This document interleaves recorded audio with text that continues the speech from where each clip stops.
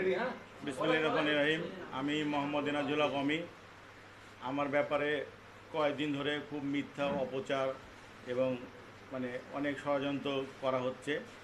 সেটা করতে হচ্ছে জয়েন্ট ফ্যামিলির মুস্তাফিজুর রহমান তুহিন এবং মিজান, এনারা দুজন মিলে আমার ব্যাপারে সমস্ত অপপ্রচার, মিথ্যা বানানোর সব কাহিনী বলছে এবং আমাকে চাঁদাবাদ হিসেবে তারা শহরের কাছে প্রেজেন্ট করছে। কিন্তু শহরের মানুষ জানে আমি কি, আমার ফ্যামিলিকে, আমার পাস্টে কোনো কেস আছে কি, ঝামেলা আছে, কোনো কিছু, এগুলো আমার লাইফে কোনো কিছু নাই। এবং আমি কোনো দিনও পুলিশ আমার এখানে এসে বা আমাকে কোনো প্রশ্ন করে এরকম সম্মুখীন আমি লাইফে কোনো দিনও হয়নি। তো যেটা মেন প্রবলেম হয়েছে যে ওনারা আমার হোটেলের পাশে যে বিল্ডিংটা করছে ওই জায়গাটা আমারই ছিল, আমার ফাদারের ছিল। সেই জায়গাটা আমি, আমার ফাদার, আমার শ্বশুর এবং আমার চাচা শ্বশুর, আমার শ্বশুর আব্দুল সালাম তুহিন চাঁপাইনবাবগঞ্জ 2 এমপি এবং আমার চাচা শ্বশুর মতিউর রহমান শুভ বিশিষ্ট ব্যবসায়িক, ওনাদের কাছে জমিটা আমরা সেল করি। পরবর্তীতে ওনারা জমিটা জয়েন্ট ফ্যামিলিকে দেয় এবং তারা বিল্ডিংয়ের জন্য বিল্ডিং করে আর কি, 21 তলা ভবন তারা করবে। এই ভবনের করার সময় আপনার যথাসম্ভব তারিখ ভুল না হলে 16/6/2025 ওই সময় তারা পিকাস পাইলিংয়ের নামে একটা পাইলিং করে, মানে বড় বড় পিলার, যেটা পিলার হচ্ছে প্রায় 100 ফিট লম্বা ঢালাই করা পিলার, ওগুলো মাটির মধ্যে ইন করতে হয়।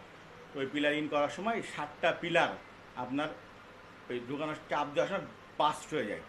সেই ক্ষেত্রে একটা কম্পন তৈরি হয়, বা এমনি ঢুকানোর সময় একটা কম্পন তৈরি হয়।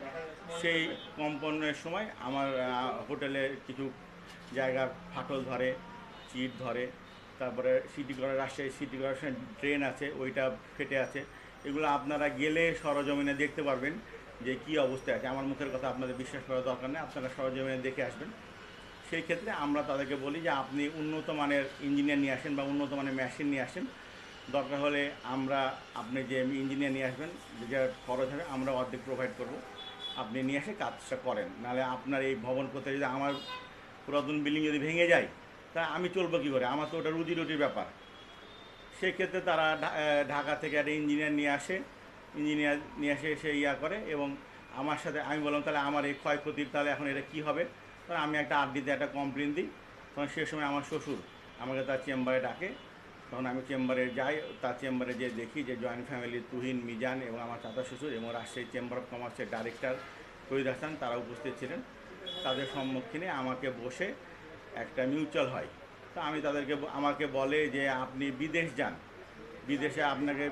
বিদেশ ঘুরে আসেন। আমি বিদেশ কেন যাবো? আপনার টাকাতে যাবো কেন? আমি বিদেশ যাবোই কেন? আমার বিল্ডিং ভেঙে গেছে, আমার এখানে 17 জন স্টাফ কাজ করে, তাদের পরিবার চলে। আমি বিদেশ ঘুরলে কি সব ঠিক হয়ে যাবে?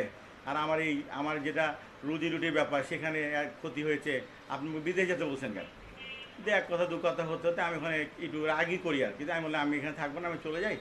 এখন এই ভাঙা ক্ষয়ক্ষতি যেটা আছে এটা এখন সরকারি নিয়ম যেটা সে অনুযায়ী কাজ হবে। তখন আমার চাচা শ্বশুর বলে যে বেটা বসো, এটা একটা সমাধান করি। তখন তাহলে আমার ওই জায়গাটা ঠিক করে দেন। তো বলছে না, ওই তখন ওদের যে মিজান আছে উনি মনে হয় জয়নগর সাবেক চেয়ারম্যান ছিলেন, উনি ওখানকার এমডি জয়েন্ট ফ্যামিলি মনে হয়। তো উনি বলছে যে আপনার ওই জায়গাটা ঠিক করার মতো সময় আমাদের কাছে নাই, আমাদের তো অনেক কটা রাজশাহীতে প্রজেক্ট চলছে, ওগুলো নিয়ে আমরা হিমশিম খেয়ে আছি। আর এই সামান্য বিষয়টা নিয়ে আপনি যে আপনাকে টাকা দিয়ে দিই, আপনি ঠিক করে আপনি কয় টাকার মালিক যে আপনি আমাকে টাকা দিবেন বলছেন? তো যাই একটা দু কথা হতে হতে তখন বললো যে তখন আমার শ্বশুর বলে রাগ করো না, তুমি একটা সমাধান করে তুমি এইটা করো, তাহলে তুমি তোমার মতো তুমি যেহেতু তোমার জিনিস তুমি দরদে করবা, আর ওনারা করলে তো দরদে করবে না। তুমি তোমার মতো আমরা একটা আমান করে দিই। যে ওরা ইঞ্জিনিয়ারকে জিজ্ঞাসা করলো যে কত টাকা লাগবে এটা করতে। ইঞ্জিনিয়ার বললো যে এই আনুমানিক এরকম খরচ হবে। তো আমাকে বললো তাহলে ওই ইঞ্জিনিয়ার যেহেতু বললো যে 40 লক্ষ টাকা খরচ হবে, তো ওনারা বললো যে তোমাকে আমরা 26 লাখ টাকা দিই, তুমি যে এটা ঠিক করে নাও। আমি বললাম যে 40 লাখ টাকা খরচ হবে, 26 লাখ টাকা আপনি দেবেন কেন? আপনি নিজেরা ঠিক করে দেন। যে এক কথা দু কথাতে ইঞ্জিনিয়াররা তো একটু বেশি বলে, কম বেশি হবে, তুমি এটা নাও। ঠিক আছে, আমি রাজি হইনি। পরে আমার শ্বশুর আর আমার বন্ধু তৈদ হাসান রাশি চেম্বার ডাক্তার, এনারা সব আমাকে বুঝে টুঝে এটা ঠিক করলো। তো ঠিক করার পর ওনারা বললো যে আমি তাহলে বললাম টাকা তাহলে আমি কাজ কবে শুরু করবো? তো বললো যে তুমি কাজ শুরু করো, শুরু করলে তোমার টাকা লাগবে, তা আপনারা টাকাগুলো দেন তাহলে। এক কথা তো টাকা 3 মাস পর দিবে, এইভাবে দিবে, এইভাবে না, আপনি একটা ডেট বলেন, ওই ডেট অনুযায়ী টাকা দেবেন। যে তো ডেট দেয় 15 দিন পরে এত টাকা দিব, ওই টাকাটাও দেয় না, ওই টাকাটা দেয় 2 মাস পর। এই করতে করতে উনি আমাকে, এর আগেও আমি বলেছি এখনও বলছি, আমাকে 14,50,000 টাকা তারা দিয়েছে। 11,50,000 টাকা তার কাছে পাবো, এই 14,50,000 টাকা তারা 1 বছরে আমাকে দিয়েছে। এটা আপনাকে বলছি আমার যে ওই যেটা যখন ওনার ফাইলিং করে ওই সময়কার কথাটা আপনাকে বলছি। আর টাকাটা এই এই এই পর্যন্ত এসে 14,50,000 টাকা দিয়েছে এই 1 বছরে। তো এটা সুবাদে আমি টাকা চাই, ওরা ফোন ধরে না, কিন্তু ওনাদের কাজ ঠিকই চলে।